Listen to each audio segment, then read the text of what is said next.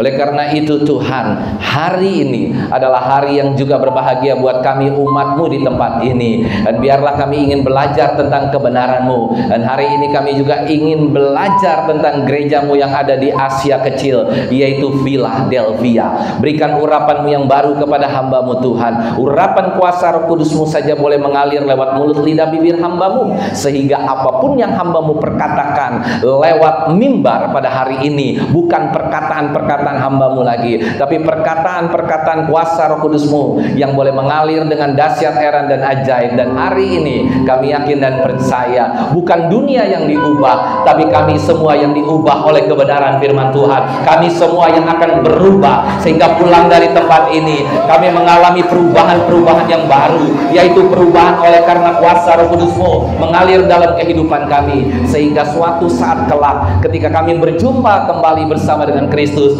kami sudah didapati wajah, hati, jiwa, dan pikiran kami adalah pikiran Kristus semata. Terima kasih Bapa yang baik. Oleh karena itu Tuhan, hari ini kami akan duduk tenang, duduk diam, mendengarkan firman Tuhan seperti telinga seorang murid dan hati seorang hamba. Seluruh umat Tuhan yang percaya kita katakan bersama-sama, amin. Sekali lagi kita katakan bersama-sama, amin. Haleluya, haleluya. Shalom Bapak Ibu Saudara. Shalom, selamat hari Minggu. Pada minggu yang pertama ya, pada bulan Juli ini, sebentar lagi kita akan menghadapi musim hujan lagi. Dan musim hujannya hari ini jadwal di surga berbeda dengan jadwal di Indonesia. Ada haleluya. Jadwal di surga sudah jadwal hujan, jadwal di kita belum jadwal hujan. Haleluya.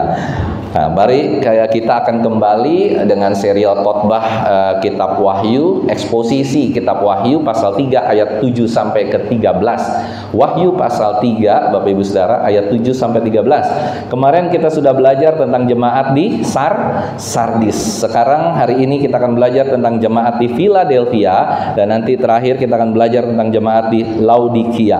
Mari Bapak Ibu Saudara kita buka kitab Wahyu pasal yang ketiga ayat 7 sampai 13.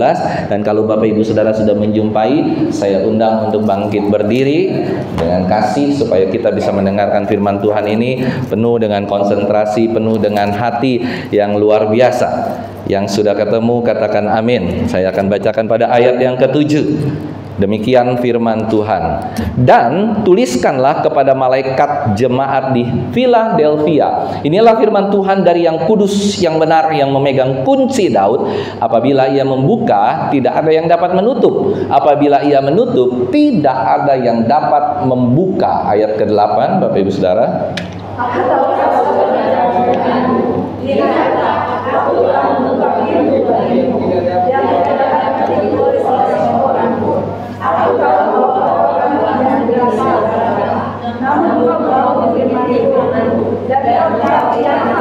Haleluya, puji Tuhan. Lihatlah, beberapa orang dari jemaah iblis, yaitu mereka yang menyebut dirinya orang Yahudi, tetapi yang sebenarnya tidak demikian, melainkan berdusta, akan kuserahkan kepadamu. Sesungguhnya aku akan menyuruh mereka datang dan tersungkur di depan kakimu dan mengaku bahwa aku mengasihi engkau. Ayat yang ke-10.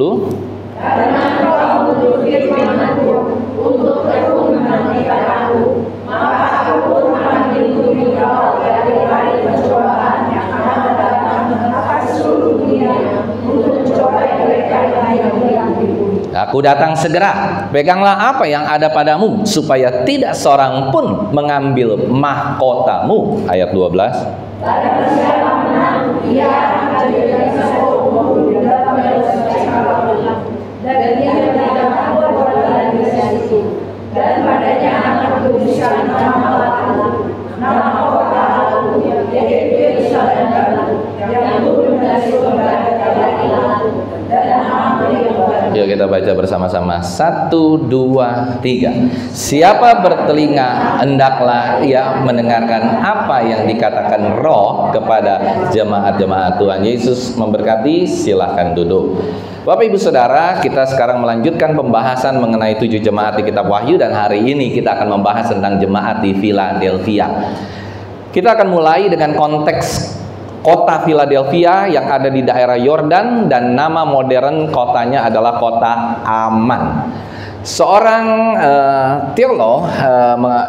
teolog yang bernama Steve Gregg itu mengatakan bahwa penduduk dari kota ini tuh relatif kecil atau sedikit sekali.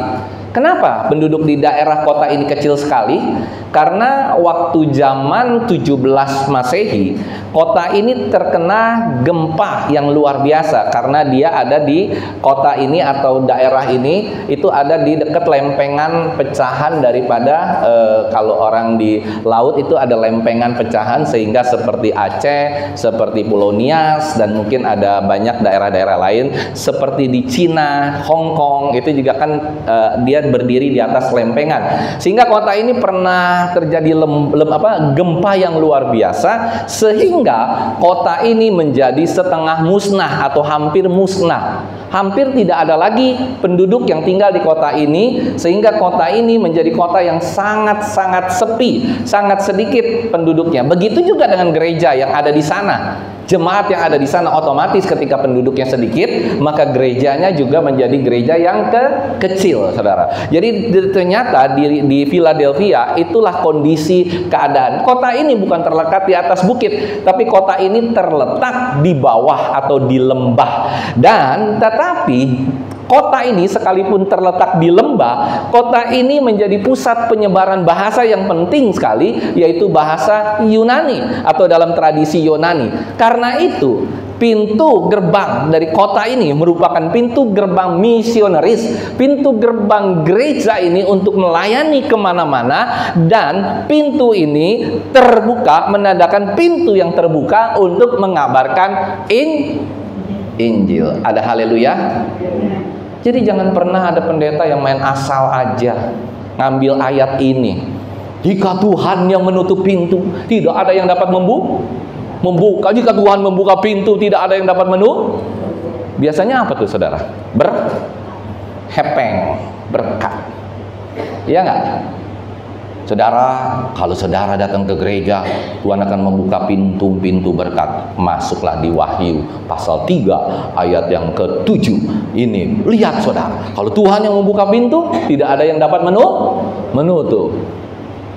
Kalau Tuhan yang menutup pintu, tidak ada yang dapat membuka. Pendeta picisan, pendeta jadi-jadian, pendeta yang gak benar, saudara, melakukan ini. Padahal kontekstual daripada ayat ini bukan itu, sama sekali bukan. Kalau kita belajar tentang eksposisi atau eksegese daripada ayat-ayat ini, maka kita boleh dapati ini adalah kunci untuk melayani. Kunci untuk apa, saudara? Para misionaris itu membuka gereja atau kota itu membuka pintu untuk keluar melayani, atau dari luar masuk ke dalam untuk dididik sebagai pelayan Tuhan. Ada haleluya?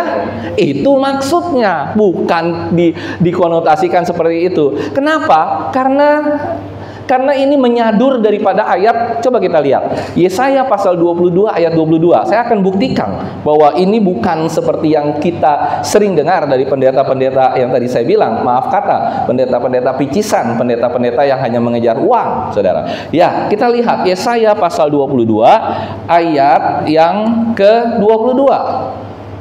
Sorry ya kalau kata-katanya agak begitu, karena saya paling tidak suka dengan pendeta-pendeta yang hanya mengabarkan berkat, mujizat. Nanti kita akan belajar tentang berkat dan mujizat supaya kita mengerti. Yesaya pasal 22 ayat berapa tadi? 22 ya.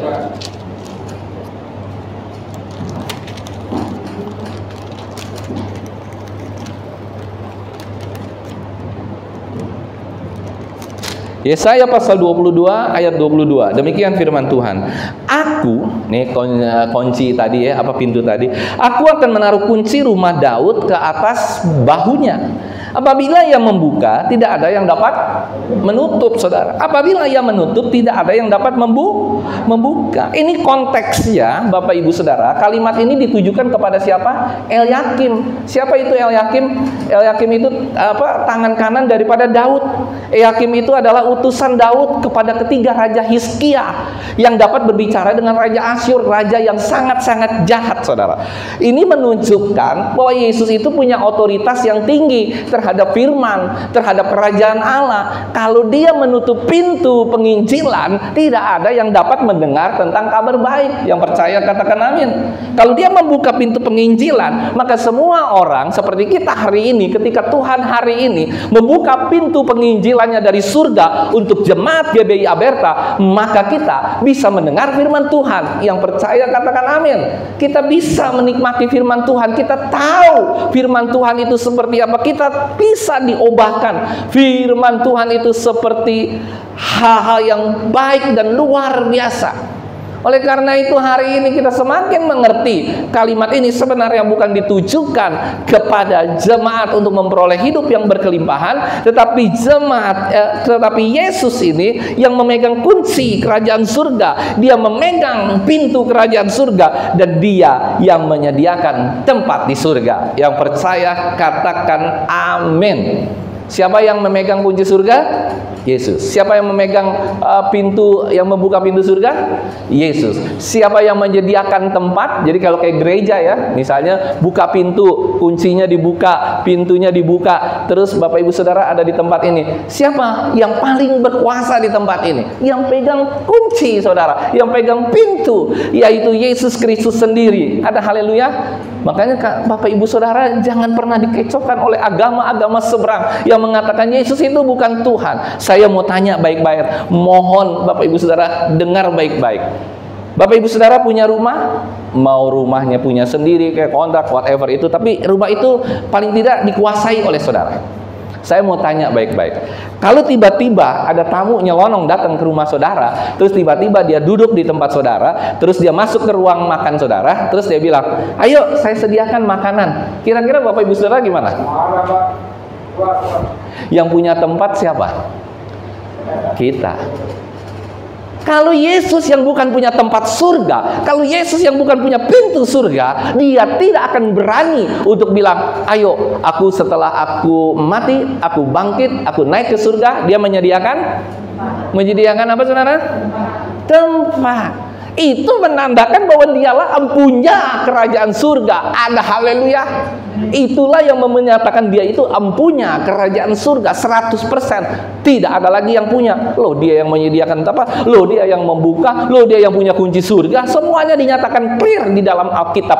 Tidak ada satupun. Oleh karena itu Matius 16 ayat 19 mengatakan ia mempertahankan sebagai yang memegang pemerintahan yang tertinggi di surga. Dia itulah Yesus Kristus. Coba Bapak Ibu Saudara ada yang bisa buka dan bangkit berdiri, baca satu ayat yang luar biasa ini. Matius 16 ayat 19. Ini luar biasa nih Bapak Ibu Saudara. Ayat-ayat ini firman Tuhan ini supaya kita mengerti. Ya, kalau ditanya siapa sih Yesus main buka-buka surga aja, menyediakan tempat, dia yang punya surga, Saudara. Ada haleluya. Coba kalau saudara punya warung, ya kan? Saudara yang buka, saudara yang masak, saudara nyediain tempat bangku, tempat duduk. Matius 16 ayat 19. Coba siapa yang mau bangkit berdiri, baca ini sekenceng-kencengnya. Ayo, 1, 2. Siapa yang mau baca? Ayo, mau baca nggak? Matius 16 ayat 19. Demikian firman Tuhan. Kepadamu akan kuberikan kunci pada kerajaan surga. Apa yang kau terikat di dunia ini akan terikat di surga, dan apa yang kau lepaskan di dunia ini akan terlepas di surga. Amin. Dialah yang memegang kunci pemerintahan, dialah memegang kunci paling tinggi di dalam surga. Yang percaya katakan amin. Saudara, kita teruskan. Jemaat Philadelphia ini adalah jemaat yang sangat lemah, Kenapa saya tahu jemaat ini sangat lemah? Coba kita lihat Wahyu 3 pasal yang ke-8. Kita terus ya, masuk ke bawah. Aku tahu segala pekerjaanmu. Lihatlah, aku telah membuka pintu bagimu. Membuka pintu berarti membuka pintu penginjilan, yaitu dia membuka pintu bagimu yang tidak dapat ditutup oleh seorang pun. Pasti kalau Tuhan yang sudah berkata membuka pintu hati kita, membuka jemaat, itu nggak ada seorang pun yang dapat menahan. Aku tahu bahwa kekuatanmu apa saudara?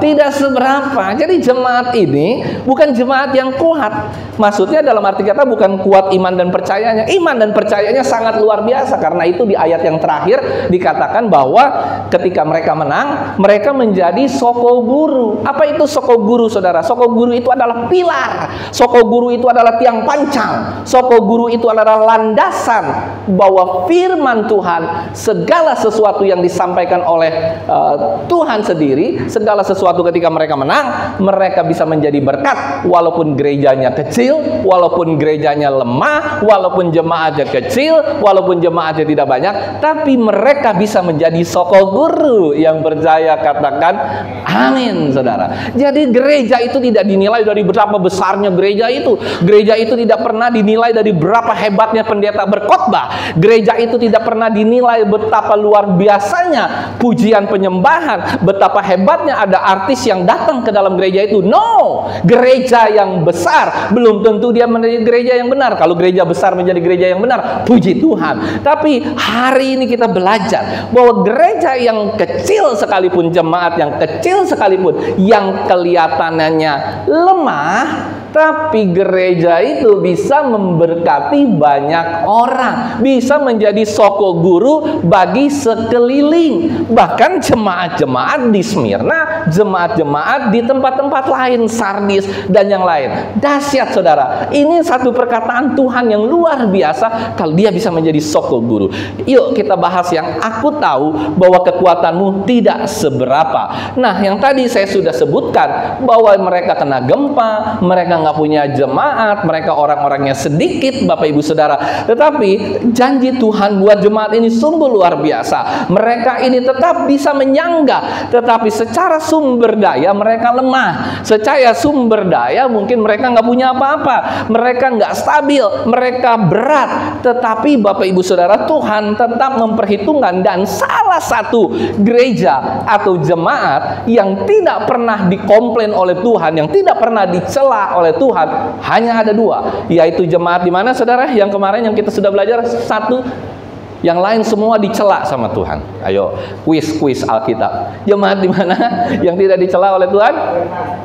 Smyrna. Wah, Pak Yono hebat. Yang kedua, yang tidak pernah dicela oleh Tuhan adalah jemaat Philadelphia. Yang lain semua dicela, walaupun mereka hebat, walaupun mereka kuat, walaupun mereka begini-begini, tapi mereka dicela. Bahkan yang kemarin dibilang, walaupun engkau hidup, tetapi kelihatannya engkau mati, saudara. Itulah yang menjadikan walaupun lemah dalam arti kata, ini sebenarnya kalau kita pikir-pikir dan kalau kita pernah mendengar dengan pengajaran Kristus, inilah sebenarnya pengajaran Kristus yang sesungguhnya. Dikala Kristus lemah, dia menyelamatkan umat manusia. Yang percaya katakan amin. Ketika dia disalibkan, dia tidak berdaya, malah dia bisa menyelamatkan orang lewat tubuhnya. Dia bisa menyelamatkan banyak jiwa. Itulah konsep kekristenan yang sebenarnya. Bukan kekristenan itu sok-sokan, hebat-hebatan, luar biasa. Bukan, saudara. Tetapi dikala kita lemah, kelemahan itu akan membuat kita kuat. Kelemahan itu akan membuat kita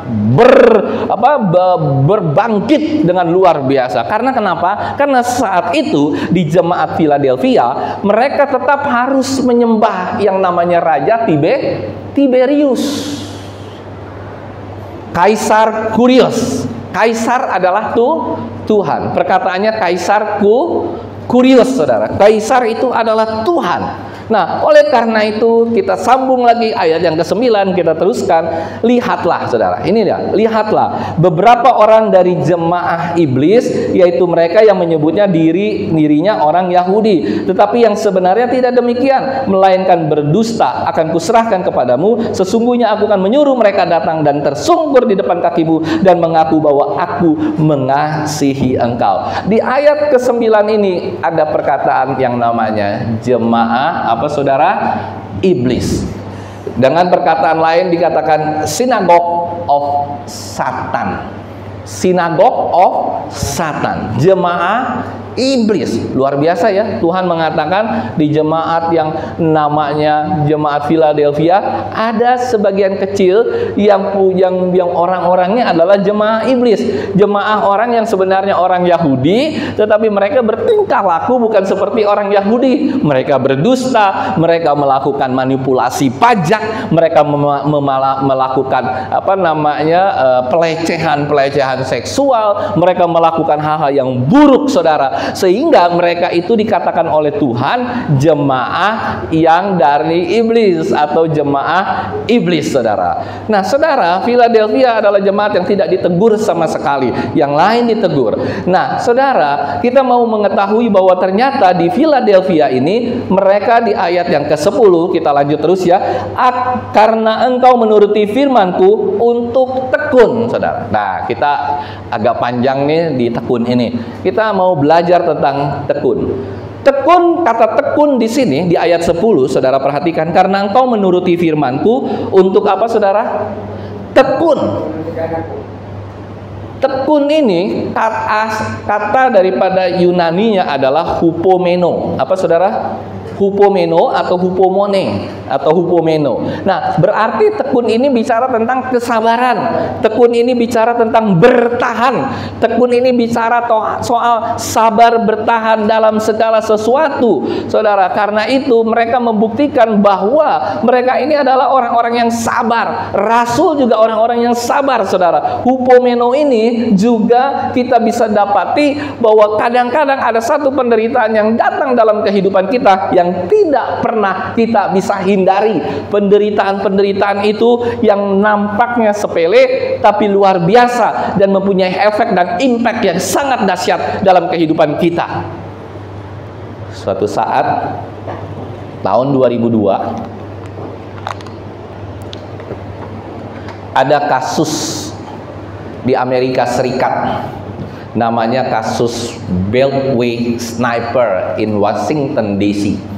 Apa, saudara? Ada sniper di Washington DC. Sniper ini melakukan apa, saudara? Ini sniper gila, bukan sniper yang dari atas gedung, dari atas ini nembak orang, celepet, mati. Bukan. Ini snipernya lebih gila lagi. Kenapa, saudara? Ada dua orang yang mungkin rada-rada setengah gila atau setengah apa. Nah, dua orang ini, saudara, naik mobil, masuk ke bagasi mobil. Mereka bolongin dua bolongan untuk laras senapan, ya kan? Duanya itu dibolongin di Washington di sini, kejadian 2002. Ini kejadian benar, saudara, bukan saya ngarang-ngarang. Kejadian benar. Nah, dimasuk dalam bagasi. Nah, yang nyetir itu satu orang, dia nyetir keliling. Saudara tahu apa yang dilakukan? Itu yang di dalam bagasi itu tembakin orang-orang sekeliling. Kira-kira banyak yang mati nggak? Pasti banyak yang mati, saudara. Ditembakin satu-satu, jedor. Orang namanya orang sakit jiwa ya begitu ya. Punya senapan, punya mobil, punya segala-gala, masuk ke bagasi, tiba-tiba nembakin orang. Mungkin karena ketidakpuasan segala macam. Nah, saudara, coba apa yang kita pikirkan dengan kejadian ini? Kejadian musibah tiba-tiba. Mungkin saudara juga pernah mengalami kejadian musibah tiba-tiba. Entah itu tabrakan, entah ditabrak seperti teman saya yang masuk rumah sakit gitu kan, kepalanya geger otak lah segala macam, tiba-tiba itu sakit kecelakaan, tiba-tiba mungkin ada kebakaran. Nah, saudara, ketika kita melihat satu kondisi yang seperti ini, apa yang ada di dalam pikiran kita? Oh ya, kita harus selidikin ya, bagaimana ini si pembunuh ya, bagaimana gerak-gerik pembunuh. Jadi kalau ada mobil yang belakangnya ada bolong-bolong, kita harus curiga, jangan-jangan di mobil ini ada penembak nih, tiba-tiba nembakin gak parah dulu, kita mati. Kita menyelidiki latar belakang si korban, kita menyelidiki penembaknya, mungkin kalau sudah ketangkap diselidiki. Nah, sehingga menghasilkan rasa aman buat kita. Ya, Bapak Ibu Saudara, kita tahu, waduh, ini bahaya sekali nih kalau yang namanya seperti sniper, Beltway sniper seperti ini, luar biasa bahayanya. Tetapi saudara, kita diminta untuk tetap sabar, untuk tetap tekun ketika ada penderitaan yang terjadi seperti ini. Ada haleluya. Keadaan mungkin tidak berubah, situasi dan kondisi tetap terbunuh, situasi dan kondisi pembunuhnya belum tertangkap, tetapi kita tetap harus berubah. Apanya yang berubah? Bukan orang lainnya yang berubah, tetapi kitanya yang harus berubah. Bukan situasi dan kondisinya yang harus berubah, tetapi kitanya yang harus berubah. Jadi kalau suatu saat terjadi bencana dalam kehidupanmu, pasangan suami istri, pasangan antara anak dengan orang tua, antara jemaat dengan gembala, itu harus ada perubahan. Perubahan itu bukan perubahan sekelilingnya, bukan perubahan dari luar, tapi perubahan harus datang dari dalam. Penderitaan itu bukan membuat kita jauh dari Tuhan, tapi penderitaan itu akan membuat kita semakin dekat kita kepada Tuhan, saudara.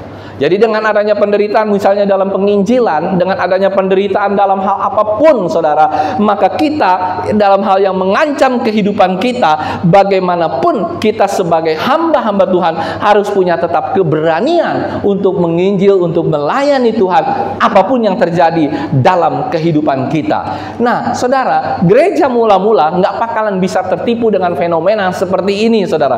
Gereja mula-mula nggak akan bisa tertipu dengan keadaan. Bukan keadaannya yang dirubah, bukan fokusnya keadaan yang itu berubah, tetapi yang harus berubah itu kitanya, kitanya yang harus berubah, saudara, sehingga kita tetap bisa tahan dalam penderitaan.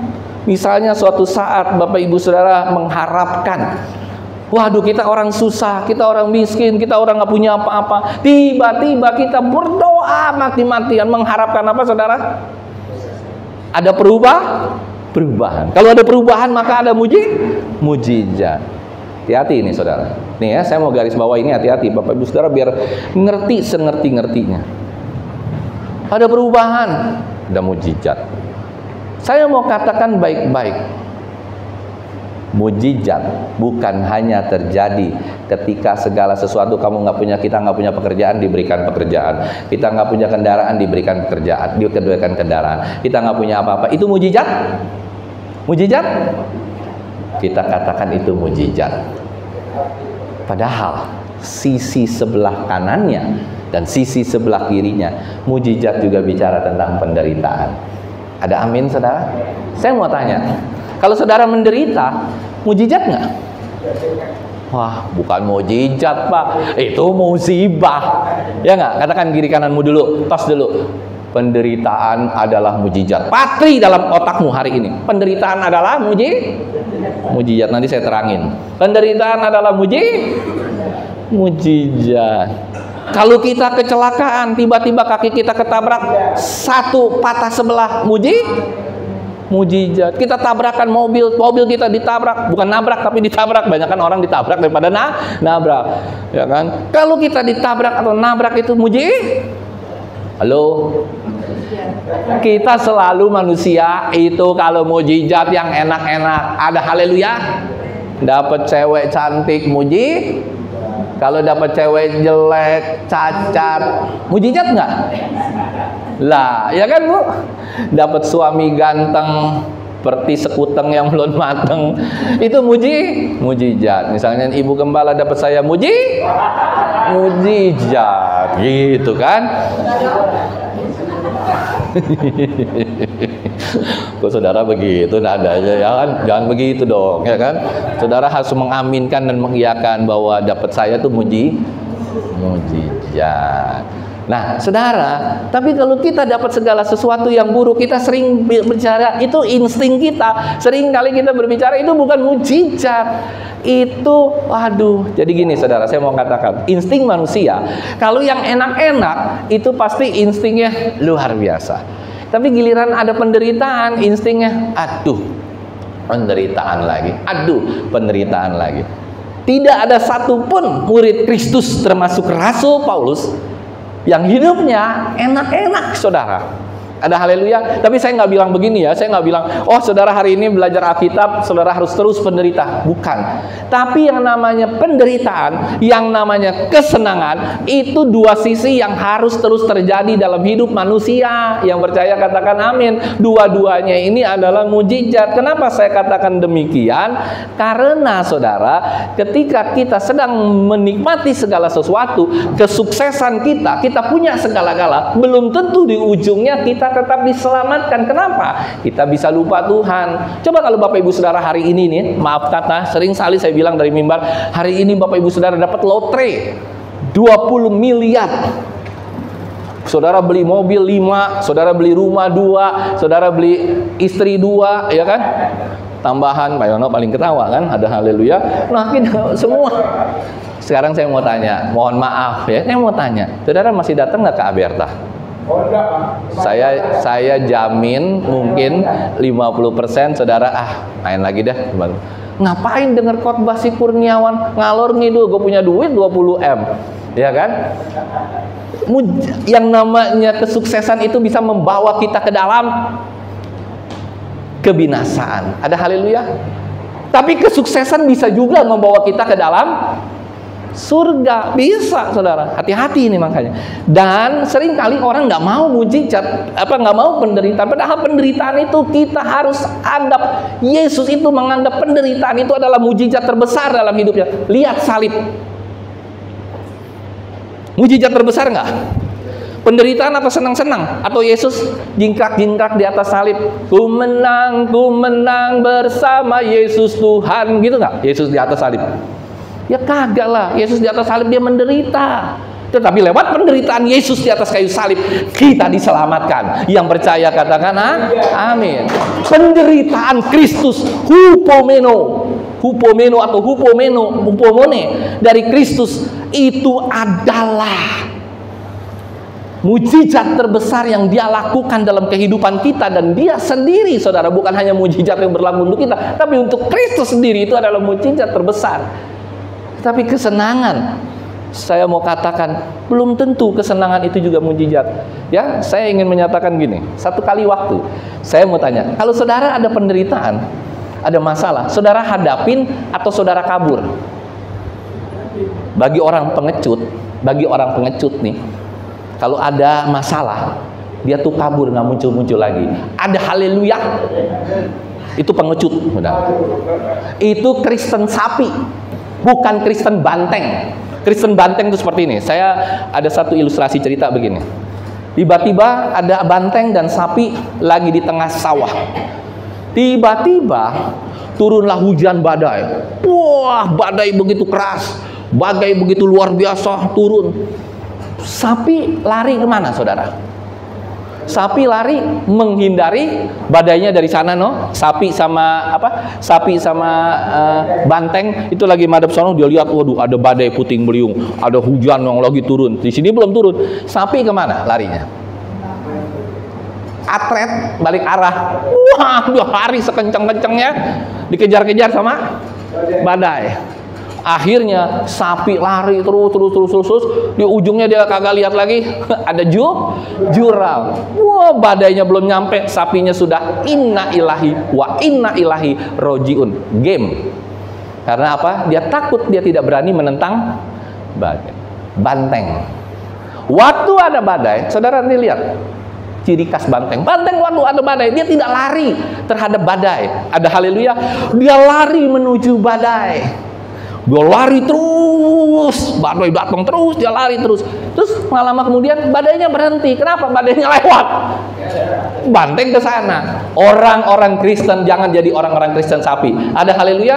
Kita di tempat ini tidak mau jadi Kristen sapi. Katakan kiri kanan, jangan jadi Kristen sapi, tapi jadi Kristen banteng yang siap menghadapi persoalan apapun yang terjadi. Kita tidak akan mundur apapun yang terjadi. Hadapi persoalanmu, hadapi permasalahanmu, hadapi segala sesuatu dalam hidupmu. Jangan pengecut, jadi Kristen yang pengecut.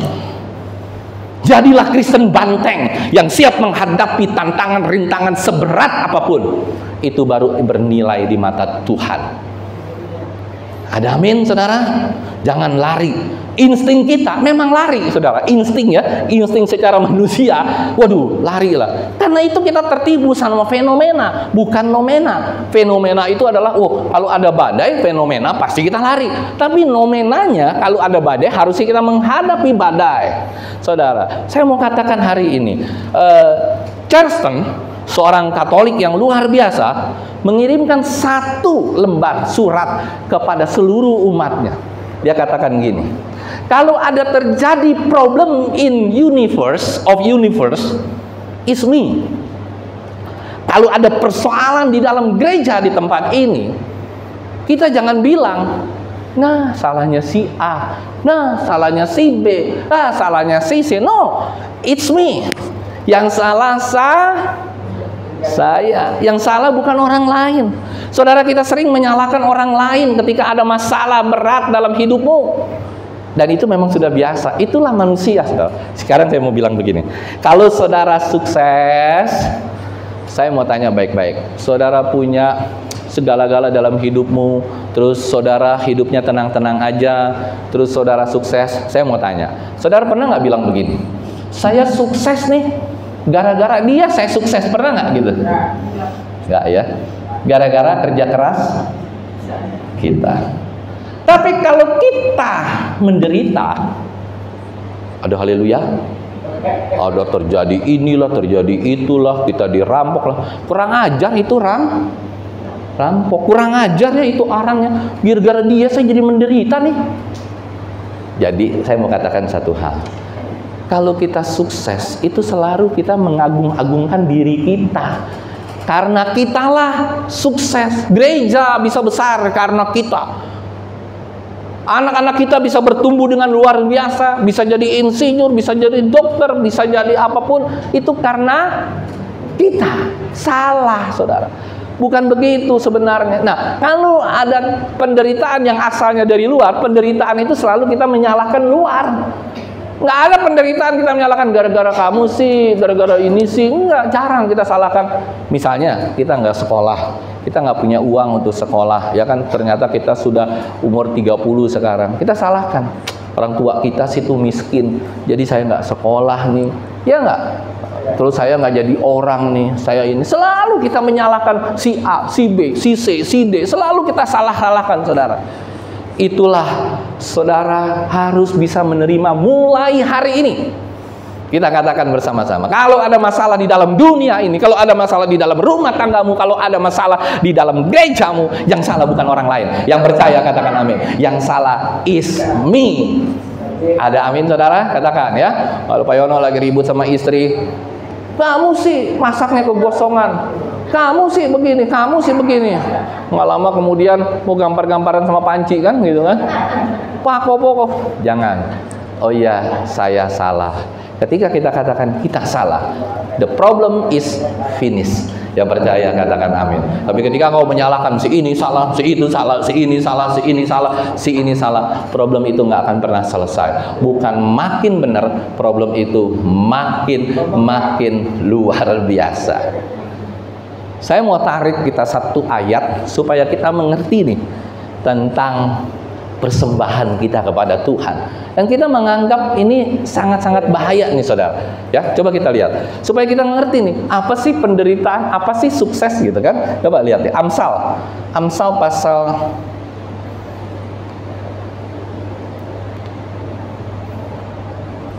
pasal 3 ayat 9 sampai 10. Yang sudah ketemu katakan amin.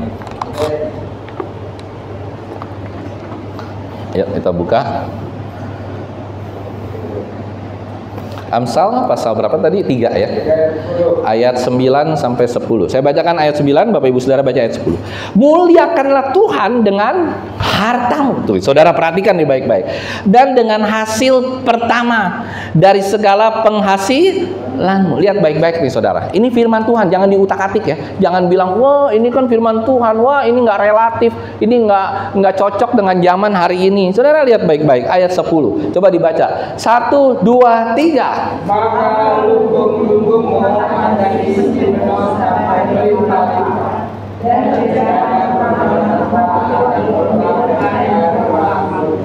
amin. Amin dulu dong. Amin. Tapi ini sering kali kita melanggar. Kenapa? Kita anggap ini macam-macam ini ayat nggak benar nih. Ini ayat yang bikin kita menderita. Ya apa ya? Padahal bukan ayatnya, saudara. Yang masalah siapa? Yang masalah siapa? Kitanya. Kenapa yang masalah kita? Kita nggak mau memberikan hasil pertama kita.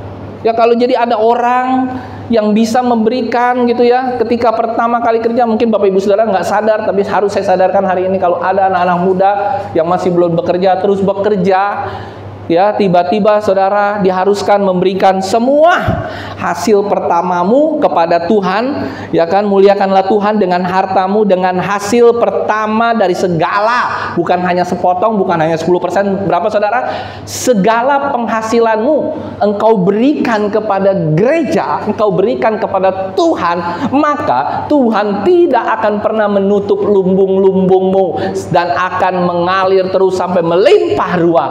Nah, itulah yang sebenarnya terjadi. Ada amin saudara? Jadi kalau orang baru pertama kali kerja, itu coba belajar saudara. Bukan persepuluhan Tuhan minta, satu gaji kau berapa? 5 juta. Dia minta 5 juta, 5 jutanya dimasukkan. Pak, jadi nanti gimana Pak saya hidup? Tenang, Tuhan punya cara untuk memberkati kita. Yang percaya katakan amin saudara. Nggak usah ragu-ragu. Saya waktu pertama kali kerja di Gajah Tunggal, gaji saya Rp350.000. Saat itu cukup besar ya, tahun 88. Saya tidak pakai tedeng, aling-aling saya bawa uang itu, saya masukkan ke GPDI Ketapang Om Hadi Mande yang sekarang sudah almarhum.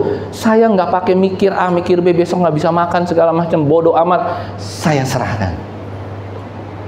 Dan buktinya Tuhan tetap memelihara saya sampai hari ini. Sekalipun banyak tantangan, rintangan, banyak jatuh, banyak naik lagi, jatuh lagi, itu sama aja, itu semua kehidupan manusia pasti seperti itu. Ada haleluya.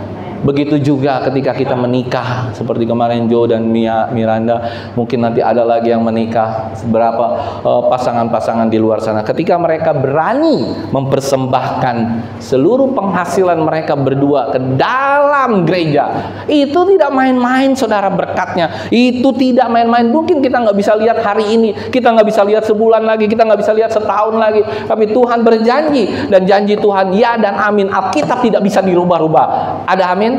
Seringkali ya beberapa teolog nih mengatakan ini teori relatif terhadap keadaan. No, firman Tuhan itu adalah the final is final. Tidak ada titik koma tambahan. Final firman Tuhan. Ada amin saudara? Nah, ini juga kita memandang, ini kita anggap sebagai apa? Penderitaan. Waktu. Ingat nggak waktu seorang bilang, Tuhan, anak muda, saya mau untuk memperoleh hidup yang kekal. Tuhan bilang apa? Jual semua hartamu. Nggak jadi deh Tuhan. sorry ya. Saya balik lagi dah. Siapa yang sebenarnya harusnya suffering? Me. Problem itu bukan dari luar. Problem itu it's me. The problem is me. Suami, istri, orang tua, anak, mantu, cucu, semua problemnya adalah is me, saudara. Oleh karena itu saya ingin memberitahukan ini kepada kita semua, supaya kita mengerti bahwa dengan penderitaan itu biasanya kita itu instingnya adalah kabur dari pemberitaan. Kayak seperti ini nih, ayat ini yang tadi ya, saudara catat ya, Amsal 3 pasal 9, Amsal 3 ayat 9 sampai 10. Saudara catat ini baik-baik. Jangan kabur dari ayat ini. Ada haleluya. Jangan kabur dari Maliaki. Makanya saya nggak heran.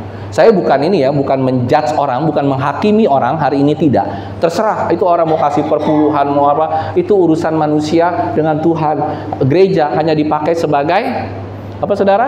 Sebagai fasilitator. Nggak ada gereja untungnya untuk dapat perpuluhan, malah berat mengelolanya. Iya kan? Tapi banyak sekali orang-orang hari-hari ini yang dapat penghasilan, nggak kasih perpuluhan, berhenti dari pekerjaan. Di fire dari pekerjaan, tiba-tiba bisa aja nggak cocok saudara, tiba-tiba sama atasan nggak cocok lah, tiba-tiba begini begitu ya kan.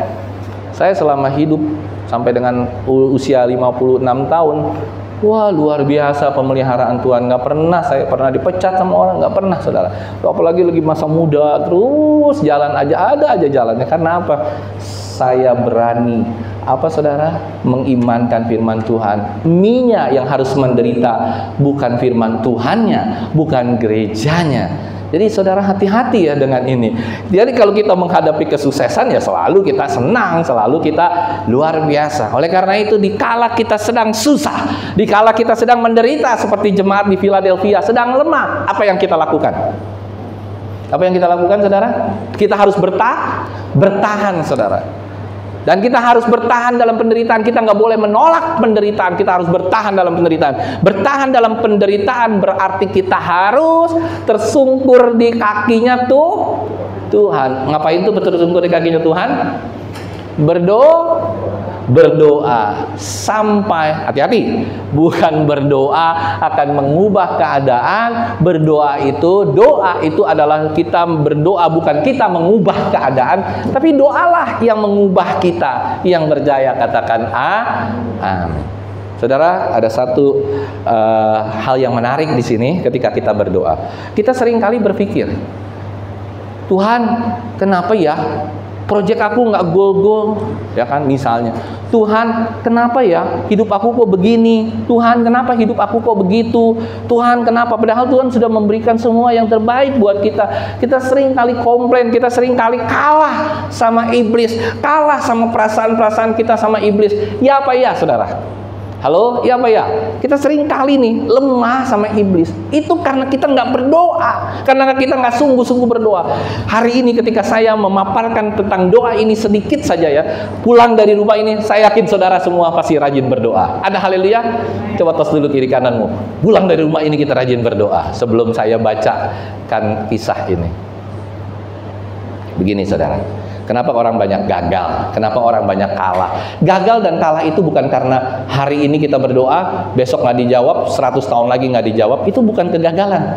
Kegagalan adalah ketika kita frustasi, doa kita nggak dijawab. Kenapa nggak dijawab? Tetapi ketika doa kita nggak dijawab, kita harus tetap bertahan sama Tuhan. Yang percaya katakan, amin. Contoh begini. Kalau saudara lihat burung Raja Wali melawan ular, apa yang burung Raja Wali lakukan?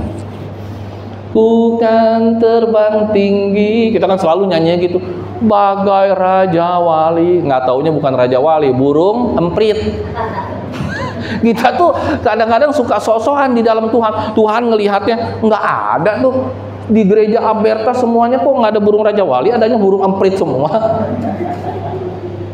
kita nyanyinya, wah kita burung Raja Wali nih, kita perasaan kita Raja Wali nih, pendeta Raja Wali. Padahal Tuhan melihat, lah burung emprit semua. Kenapa saya katakan demikian? Gini, burung Raja Wali ketika dia sedang mengincar mangsanya, apa yang dia lakukan saudara?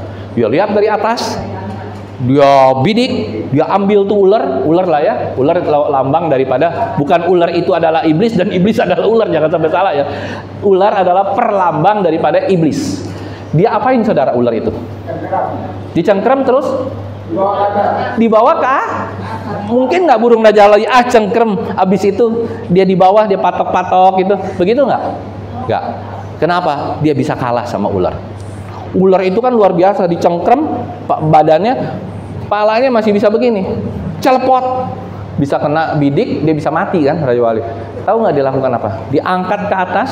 Saudara lihat nanti ada videonya, cuman saya nggak bawa. Diangkat ke atas tuh ular pakai 2 kaki, dilempar saudara. Dilempar, ya ularnya jadi jantungan. Dilempar begini, shoo. Nah ular yang biasa main dia, waduh, innalillahi. Ular kan udah syok dulu, pingsan sebelum apa-apa. Disikat lagi sama Raja Wali, serlep lagi. Dilempar lagi, dia naik makin tinggi lagi. Makanya kan lagunya, bukan terbang tinggi. Ya kan? Apa saudara? Ya, jangan Raja Wali lah, burung darah aja dulu lah. Bagai burung merpati aja udah tinggi saudara, ya kan? Jangan Raja Wali ketinggian itu udah puluhan kilometer di atas awan. Dia tambah tinggi, seseklah ular. Dia tambah tinggi, dia lempar lagi, dia ambil lagi, dia nggak berantem, dia tidak berantem di bawah. Kenapa? Kalau Raja Wali berantem di bawah, dia kalah. Bisa kalah, bisa menang, bisa kalah. Tapi kalau udah di atas, itu adalah daerahnya Raja. Wah, sampai lemes ularnya, ya kan? Coba saudara naik roller coaster lah. Kira-kira saudara berani nggak? Yuk kita sama-sama yuk kita naik roller coaster yang paling serem gitu. Pasti ada yang meninggal di sini, ya kan? Begitu juga dengan ular, saudara. Ular juga syok, dia naik, ping, sep, ping, sep. Enggak dipatok sama dia, sampai lemes ularnya. Baru dibawa ke sarang, dipatok habis, ceplut, mati ularnya. Apa arti ini dalam doa kita? Waktu kita berdoa, kita itu sedang ada di atas. Yang percaya katakan amin. Siapa yang kita kalahkan? Iblis kita kalahkan. Iblis kita lempar-lempar. Iblis kita mainin, saudara. Iblis tidak berhak dan tidak berhak atas doa. Tapi ketika kita di bawah, ya makanya saudara nih kalau nggak berdoa udah digundulin terus sama iblis, digaplokin, ya kan, ditonjok, diapain sama iblis, kalah lagi gitu kan, mau maju begini kalah lagi, lawannya iblis, saudara. Bisa kalah bisa menang. Makanya saudara kalau kita lihat scoring kita sama iblis mungkin 9-1. 10 kali pertandingan dia 9, kita 1 menangnya paling, atau mungkin 8-2, 7-3. Tapi kita nggak pernah lewat dari 5. Tapi kalau saudara tiap hari berdoa, pagi berdoa, siang berdoa, malam berdoa, berdoanya sungguh-sungguh ya, saya akan percaya iblis akan dikalahkan dan saudara tetap bisa kuat bertahan dalam penderitaan. Yang percaya katakan amin. Oleh karena itu jangan pernah takut sama penderitaan, karena penderitaan itu yang kita hadapi untuk bertahan, bukan menghindar. Karena kita tahu penderitaan itu adalah bagian untuk mendewasakan iman dan percaya kita. Seperti Yusuf, ingat kan saudara? Seperti beberapa hamba Tuhan yang lain, Rasul Paulus, Yusuf, dan juga semua Musa, semua itu harus berdoa sama Tuhan. Dan saya yakin dan percaya ketika kita berdoa, maka segala sesuatu akan terjadi. Bukan orang lain yang berubah, tapi dirimu yang berubah seperti burung raja wali. Ada amin, saudara? Jangan seperti kita ngikutin kalau kita lagi keadaan stres. Ini banyak ya, maaf ya, anak-anak muda itu kalau lagi stres itu healing, pergi ke gunung, pergi ke pantai. Emang kok saudara pikir dengan pergi ke gunung, pergi ke pantai persoalan selesai? Pulang saudara persoalan lagi. Kalau doa memang mungkin juga nggak selesai, tapi saudara dikuatkan, benar-benar dikuatkan oleh Tuhan. Di Jepang saudara ada ajaran dari psikologi, ketika kita lagi stres kita disuruh gebukin apa? Gebukin istri, bukan, gebukin bantal, saudara. Waktu stres, suami stres, dia harus gebukin bantal, bang, bung, bung. Nah, terus nggak lama lagi naik nih levelnya dari psikologinya. Habis gebukin bantal, mereka harus beli anjing. Beli anjing, anjingnya digebukin, udah bang, bung. Ketika stres, dianya nggak stres, anjingnya Terus, tahu nggak efek yang terjadi setelah penelitian begitu lama? Setengah tahun, setahun, dari 10 orang yang melakukan itu, dari 100 orang yang melakukan itu, 60-70 orang gebukin istrinya, saudara. Jadi kan, itulah cara dunia. Akhirnya dia gebukin istrinya. Hal yang sama ketika dia stres. Saya mau katakan hari ini Bapak Ibu Saudara, ayo kita kembali ke dalam jalan Tuhan. Yuk kita lihat lagi yang, jadi saya mau katakan bahwa Yesus itu mengajar kita tentang hupomeno. Dia di atas kayu salib. Dia rela menderita, kita juga harus rela menderita. Bukan hanya senang-senang saja bersama dengan Yesus, kita juga harus rela menderita bersama dengan Yesus. Dan Yesus mengajarkan tentang hupomeno itu di atas kayu salib. Hupomeno itu di atas kayu salib dia ajarkan kepada kita.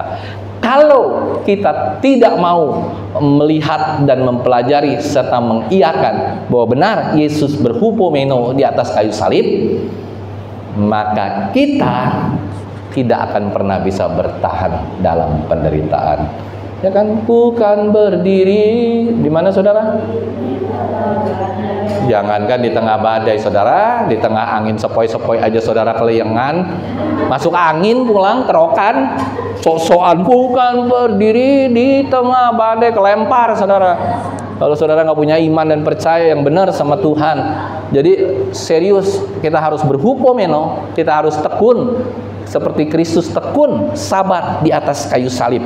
Dan hari ini saya mau katakan yang terakhir, ayat ini mengatakan apa? Barang siapa menang. Apa saudara dikatakan itu? Barang siapa menang, ia akan kujadikan soko guru di dalam suci bait Allahku, dan ia tidak akan keluar lagi dari situ, dan padanya akan kutuliskan nama Allahku, nama kota Allahku, yaitu Yerusalem baru yang turun dari surga dari Allahku, dan namaku yang baru. Jadi ketika kita menang, kita menjadi soko guru. Dan ini hanya satu kali dibilang dari kitab Wahyu, dari 7 jemaat ini, Philadelphia yang dibilang menjadi soko guru. Soko guru itu apa? Pilar. Pilar itu apa? Landasan. Landasan itulah yang menjadi landasan bagi seluruh umatnya. Jadi mereka walaupun kecil, walaupun kelihatan lemah, tapi imannya luar biasa. Mereka kalau menang nih, jemaat yang menjadi soko guru. Demikian juga jemaat GBI Aberta harus menjadi soko guru, harus menjadi pilar. Sekalipun kita mungkin nggak seberapa besar jemaatnya, tapi kita menjadi pilar-pilar yang luar biasa di dalam Tuhan. Ada amin saudara?